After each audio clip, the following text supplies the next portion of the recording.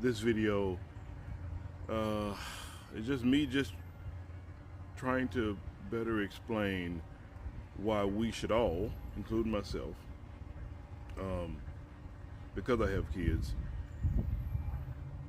express joy and excitement and celebrate the small wins and the small victories that we do within Christ.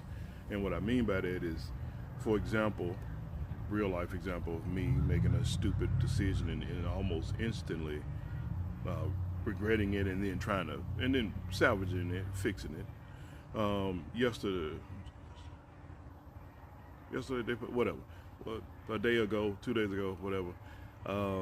I was doing something and I was driving, and my wife called me, and we was talking about our anniversary and what the things we might want or might not or whatever.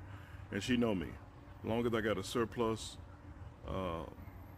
every month, I'm typically good. We've been blessed with everything we could possibly need.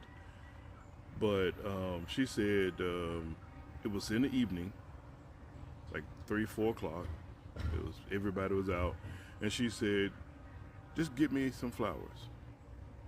And I felt myself have an instant level of irritation because I felt like she was asking me to do something, one, that I didn't want to do. Two, it's late in the evening, I'm ready to get home, and there's a bunch of people out, and everybody's out because it was feeling good, and I instantly felt irritated. And my first response was, I don't feel like going to the store right now. And she said, "That's okay, never mind then." And then I hung up.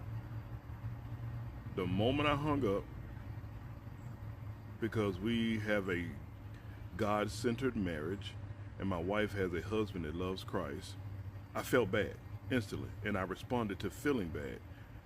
And I remember thinking, oh crap, I shouldn't have done that. I should have just, my wife typically does not ask for a lot. She does not. And I remembered this verse. I don't really have to read it word from word, but I know it by heart. Ephesians chapter 5, verse 25. It says, "Husbands, love your wives, just as Christ has loved the church and has given himself up for her." Christ died so his bride, the church, could live.